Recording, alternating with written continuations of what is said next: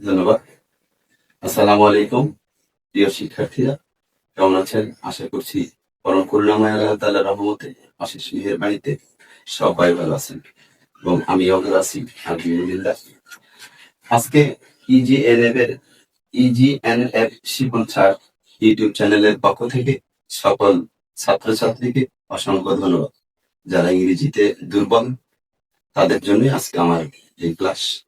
আশা করছি আপনারা যদি মনোযোগ দিয়ে এই ক্লাসটা শ্রবণ করেন এবং পাশে খাতা এবং কলম নিয়ে নোট তৈরি করেন, আমি গ্যারান্টি দিচ্ছি আপনি 5 মিনিট পর কমেন্টে জানাবেন আসলে আমার কথাটুকু কতটুকু সত্যতা আছে।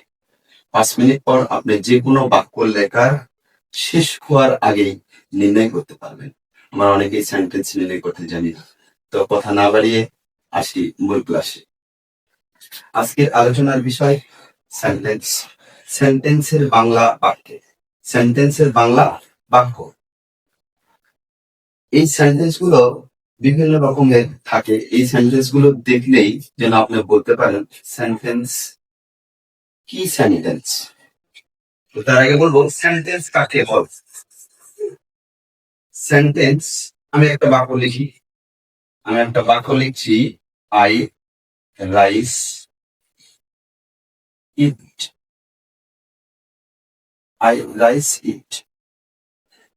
বাক্যটা একটু খেয়াল করে লক্ষ্য করে দেখেন তো বাক্যটা সঠিক কিনা। মনে হয় কেমন যেন একটা ভুল মনে হচ্ছে। হ্যাঁ, আপনি ঠিক ধরেছেন, এই বাক্যটা একটু ভুল আছে। কি ভুল আছে?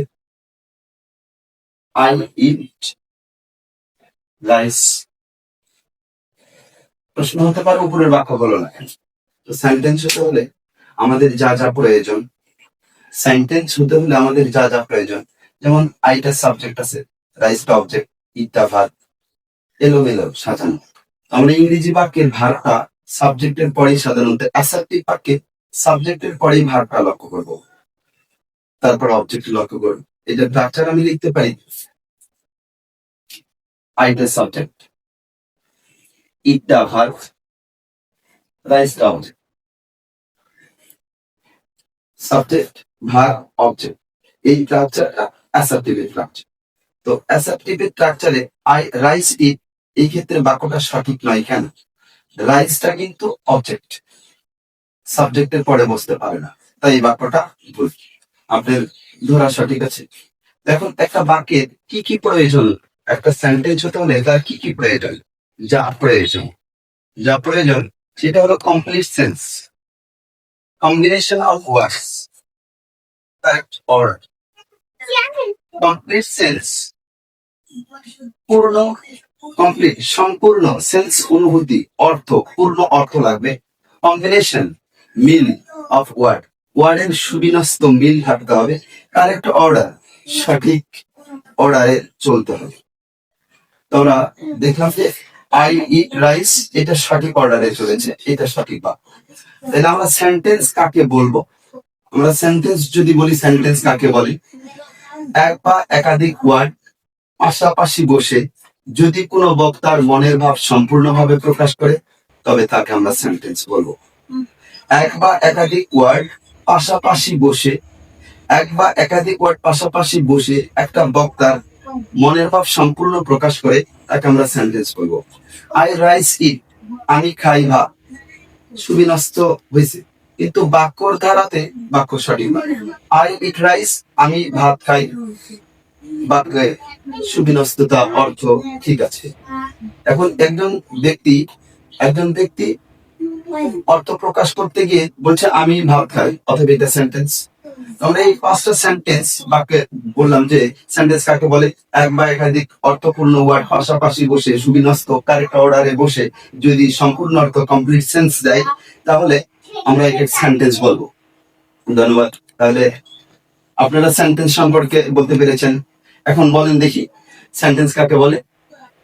নিশ্চয় বলবেন এক বা একাধিক ওয়ার্ড বা শব্দগুচ্ছ পাশাপাশি বসে একজন বক্তার সম্পূর্ণ মনের ভাব প্রকাশ করেছে, তাহলে এটা সেন্টেন্স হয়ে গেছে। আমি আবার বলছি, আমার সাথে সাথে একবার বলুন। এক বা একাধিক ওয়ার্ড পাশাপাশি বসে যদি কোনো বক্তার মনের ভাব সম্পূর্ণভাবে প্রকাশ করে তবে তাকে সেন্টেন্স বলবো। আই একটা ওয়ার্ড, ইট একটা ওয়ার্ড, রাইস একটা ওয়ার্ড, পাশাপাশি বসেছে এবং এর অর্থ সম্পূর্ণ করেছে, তাই এটা একটি সেন্টেন্স। তো চলুন আমরা সেন্টেন্স কিভাবে নির্ণয় করব। সবার আগে আমাদের জানা প্রয়োজন অর্থগতভাবে সেন্টেন্স কয় প্রকার। অর্থগতভাবে সেন্টেন্স 5 প্রকার: assertive, interrogative, imperative, operative, exclamatory. আমরা স্ক্রিনে দেওয়া এখানে একটু লক্ষ্য করব, আপনারা একটু দেখবেন। প্রথমে 1 নম্বর লিখেছি অ্যাসার্টিভ, 2 নম্বরে ইন্ট্রোগেটিভ, 3 নম্বরে ইম্পারেটিভ, 4 নম্বরে অপারেটিভ, 5 নম্বরে এক্সক্লেমেটরি। যদি আপনাদের আগে থেকে জানা থাকে 5টা সেন্টেন্স তাহলে তো হয়ে গেল, আর যাদের জানা নেই আগে 5টা সেন্টেন্সের নাম সুন্দর করে মুখস্থ করুন। আবার বলছি, অ্যাসার্টিভের শেষে ফুল স্টপ আছে, ইন্ট্রোগেটিভের বাক্যের শেষে নোট অফ ইন্টারোগেশন চিহ্ন আছে, ইম্পারেটিভ বাক্যের শেষে ফুল স্টপ আছে, অপারেটিভ বাক্যের শেষে ফুল স্টপ আছে, এক্সক্লেমেটরি বাক্যের শেষে নোট অফ এক্সক্লেমেশন আছে। আমরা চিহ্ন দিয়ে রাখছি যে এর মধ্যে ব্যতিক্রম ধর্মী চিহ্ন পয়েন্ট দেখলাম। ইন্ট্রোগেটিভের শেষে কি হবে? ইন্ট্রোগেটিভের শেষে একটা note of interrogation, sign of interrogation, question mark আছে, এটা কাটা দিছি যে বাক্যের শেষে সাধারণত ইন্ট্রোগেটিভ চিহ্ন থাকলে, নোট অফ ইন্ট্রোগেশন থাকলে আমরা এটা ইন্ট্রোগেটিভ করবো। যদি বাক্যের শেষে অথবা মাঝে অথবা শুরুতে, যদি শুরুতে থাকবে না একটা ওয়ার্ডের পরে থাকবে। নোট অফ ইমোশন, দাঁড়িয়ে নিচে ফটা বলি আমরা, দাঁড়িয়ে নিচে ফটা, বিস্ময়বোধক চিহ্ন, exclamation, note of exclamation, sign of exclamation চিহ্ন থাকে, তাহলে আমরা বুঝে নেব এটা এক্সক্লেমেটরি। এক নজরে আমরা 2টা সেন্টেন্স নির্ণয় করে ফেললাম যে কোনো বাক্যের শেষে যদি ইন্টারোগেটিভ চিহ্ন থাকে তাহলে আমরা বুঝে নেব এটা ইন্টারোগেটিভ। যদি কোনো বাক্যের শেষে বা মাঝে নোট অফ ইমোশন চিহ্ন থাকে, নোট অফ এক্সক্লেমেশন চিহ্ন থাকে, তাহলে এটা এক্সক্লেমেটরি সেন্টেন্স। ওকে, এখন বিষয় হলো যে 5টা সেন্টেন্সের মধ্যে 2টা না হয় প্রথম ধাপে একটু বোঝা গেল, কিন্তু তিনটাতেই তো ফুল স্টপ আছে, এটা নির্ণয় করবো কিভাবে? চলুন আসুন। ইম্পারেটিভ, আদেশ সূচক বাক্য, ইম্পারেটিভ বাক্যগুলো কিভাবে থাকবে? যদি বাক্যের শুরুতে লেট অথবা ভার, লেট কিন্তু নিজেও একটা ভার, লেট অথবা ভার দিয়ে বাক্য শুরু হয় তাহলে বুঝে নেবেন এটা ইম্পারেটিভ। যদি বাক্যের মধ্যে মে, লং, সিন্স কথা লেখা থাকে তাহলে বুঝে নেবেন এটা অপারেটিভ। মে, লং, সিন্স বাক্যের সাথে থাকার পরে এখানে অর্থ প্রকাশ করবে ইচ্ছা, আশীর্বাদ, প্রার্থনা, ইচ্ছা, আশীর্বাদ, প্রার্থনা। যদি মে মডাল ভার্ব হয় তা কিন্তু সেই ক্ষেত্রে কিন্তু বাক্যটা অপারেটিভ হবে না, একটু ব্যতিক্রম আছে, আমরা এইটার পরে আলোচনা করবো, মডেল ক্লাস থেকে আপনারা এই জেনে নেবেন। মে, লং, সিন্স অপারেটিভ। তো এখন আপনাদের সাথে একটু মজা করে পড়া যাক, 1 মিনিট পড়া যাক। আমি এই পাশেরটা বলবো, আপনি এই পাশেরটা বলবেন। আমি বলবো অ্যাসার্টিভ, আপনি বলবেন ফুল স্টপ। আমি বলবো ইন্ট্রোগেশন, ইন্ট্রোগেটিভ, আপনি বলবেন ইন্ট্রোগেশন। আমি বলবো ইম্পারেটিভ, আপনি বলবেন শেষে ফুল স্টপ এবং লেট এবং ভার্ব দ্বারা বাক্য শুরু। আমি বলবো অপারেটিভ, আপনি বলবেন শেষে ফুল স্টপ, মে, লং, সিন্স আছে। আমি বলবো এক্সক্লেমেটরি, আপনি বলবেন দাঁড়িয়ে নিচে ফটা। এই কয়টা কথা আপনি কি বলতে পারবেন? দাঁড়িয়ে নিচে ফটা, exclamation, note of emotion, note of exclamation. সেই সাথে আমরা এই 5টার নামটাও দেখে নিব একবার। Full stop, note of interrogation, sign of interrogation, question marks, full stop, note of emotion, note of exclamation. আশা করছি আপনারা এতক্ষণে এইটুকুন পড়া শেষ করেছেন। আমি আর একবার চেষ্টা করছি। অ্যাসার্টিভের শেষে কি থাকবে? ফুল স্টপ থাকবে। ইন্টারোগেটিভের শেষে কি থাকবে? প্রশ্নবোধক চিহ্ন থাকবে। ইম্পারেটিভ হতে হলে কি হতে হবে? লেট এবং ভার্ব দ্বারা বাক্য শুরু হবে। অপারেটিভ বাক্য ইচ্ছা, আশীর্বাদ, প্রার্থনা বোঝাবে। মে, লং, সিন্স বাক্যের মধ্যে সাধারণত থাকে, কিছু কিছু অসাধারণ থাকে। Exclamatory sentence, note of emotion, note of exclamation. তাহলে আমরা দেখে নিব সেন্টেন্স কতটুকুন পারা যায়। আমি বলেছিলাম শুরুতেই 5 মিনিটের মধ্যে, 5 মিনিট পরে আপনি যে কোনো বাক্য দেখা মাত্রই নির্ণয় করতে পারবেন। তার আগে আমি আরেকবার অনুরোধ করব শিক্ষার্থীদেরকে এইটুকুন কথা আপনি সুন্দর করে না দেখে মুখস্থ করেন। আচ্ছা, আপাতত পরীক্ষাতে চলে আসি, দেখি কেমন হয়। লেখা আছে হোয়াট আর ইউ ডুইং, এটা কি sentence? Assertive, interrogative, imperative, optative, exclamative? নিশ্চয়ই এতক্ষণে আপনি বুঝে ফেলছেন যে এটা কি সেন্টেন্স হবে। 1 number, what are you doing? বাক্যর শেষে আছে প্রশ্নবোধক, আমি বলে ফেলছেন, বলুন। ইন্টারোগেটিভ, ইয়েস, বাক্যর শেষে ইন্টারোগেটিভ চিহ্ন আছে, আমি বলতে পারি হোয়াট আর ইউ ডুইং, শেষে প্রশ্নবোধক চিহ্ন আছে, ডাব্লিউএস কোশ্চেন দ্বারা বাক্য সূচিত আছে। কোনো কিছু জানতে চাওয়া যদি হয় কোনো বাক্যের মাধ্যমে, হোয়াট আর ইউ ডুইং, তুমি কি করছো, শেষে প্রশ্নবোধক চিহ্ন আছে, এটা কি বাক্য? ইন্টারোগেটিভ বাক্য। এতক্ষণে পরপর সবগুলো দেখে ফেলছেন। দেখি আমরা 2 নাম্বার বাক্যতে যাব। 2 নাম্বার বাক্য লেখা আছে, I could not catch the bus. I could not catch the bus, আমি বাসটা মিস করলাম বাবা, বাসটা ধরতে পারলাম না। শেষে কি আছে আমরা শেষে দেখবো। বাক্যের শেষে কি আছে? ফুল স্টপ আছে। আমরা যাব ফুল স্টপে। ফুল স্টপে কয়টা চিহ্ন আছে? আবার বলে অ্যাসার্টিভ, ইম্পারেটিভ, অপটেটিভ। এই বাক্যটা কি ভার্ব দ্বারা শুরু হয়েছে অথবা লেট দ্বারা শুরু হয়েছে? আমার প্রশ্ন হলো যে আমি তো ভার্ব চিনি না, আমার ভার্বের ক্লাস দেখে আপনি এখানে আসতে পারবেন। ভার্বের ক্লাসে ভার্বের বিস্তারিত আলোচনা আছে। বাক্যটাকে আমরা বলি আইটা হলো প্রোনাউন, আইটা হলো সাবজেক্ট। তাহলে আমাদের লেট এবং ভার্ব দা বাক্যটা শুরু নয়, তাহলে এটা ইম্পারেটিভ হতে পারে না। কি হতে পারে না? ইম্পারেটিভ হতে পারে না। তাহলে পরেরটাতে যাব আমরা, মে লং সিন্স। এই বাক্যটাতে কি মে লং সিন্স আছে কোথাও? না, বাক্যটাতে মে লং সিন্স নেই। তাহলে এটা অপারেটিভ হতে পারে না। তাহলে ফুল স্টপ ছিল 3টা, ইম্পারেটিভ হবে না, অপারেটিভ হবে না। তাহলে আপনি নিজেই বলুন এটা কি বাক্য? নিশ্চয় সঠিক বলেছেন, এটা অ্যাসার্টিভ বাক্য। Bangladesh is a beautiful country. Bangladesh একটা সুন্দর দেশ। Bangladesh is a beautiful country.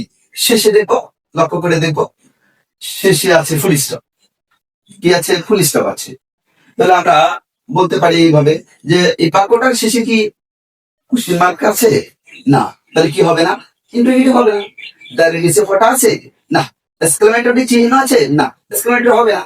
তাহলে আছে ফুল স্টপ। তাহলে 3টাকে ফলো করবো আমরা। 3টাকে কোন 3টা? একটা অ্যাসার্টিভ, একটা ইম্পারেটিভ, আর একটা অপটেটিভ। তাহলে এই বাক্যটার মধ্যে দেখেন তো লক্ষ্য করে, লেট এবং ভার্ব আছে।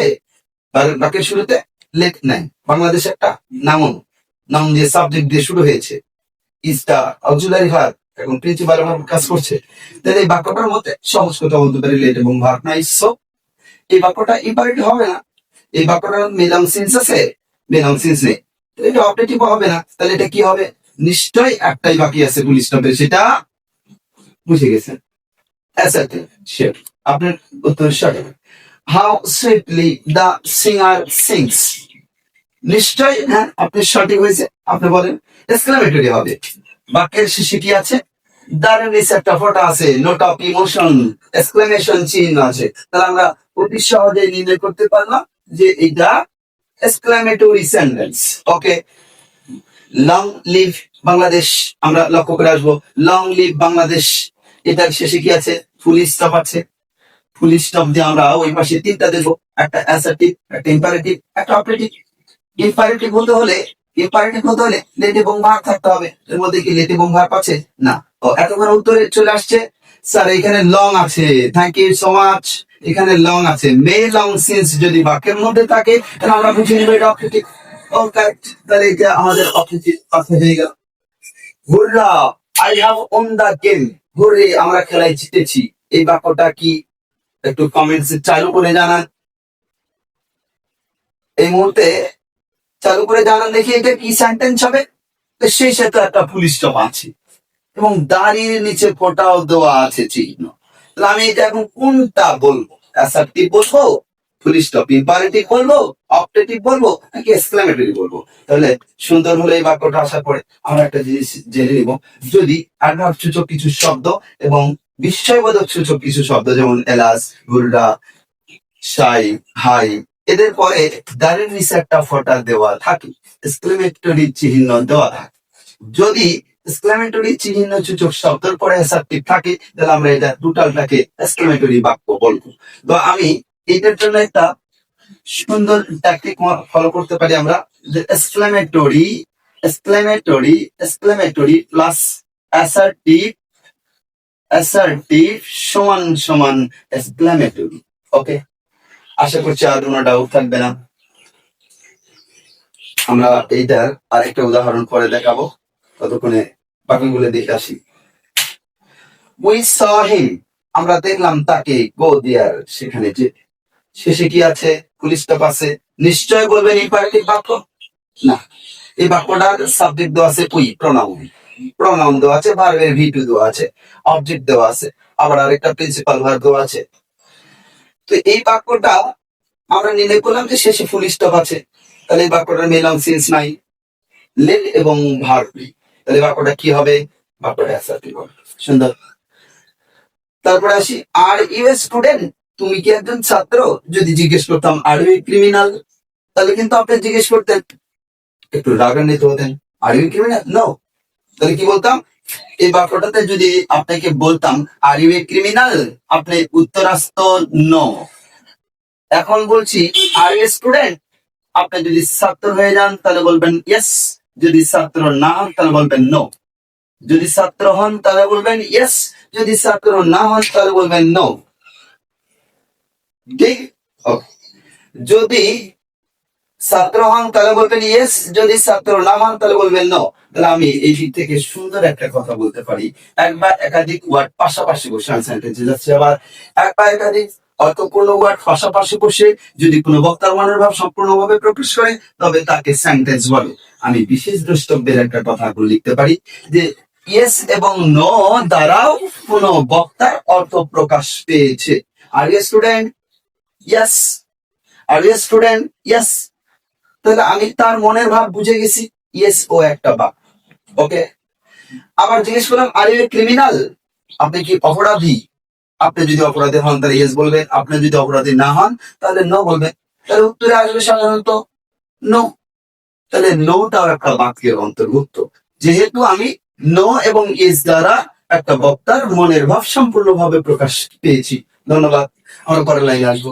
Late me do the work, আমাকে কাজটি করতে দাও, তাকে কাজটি করতে দাও।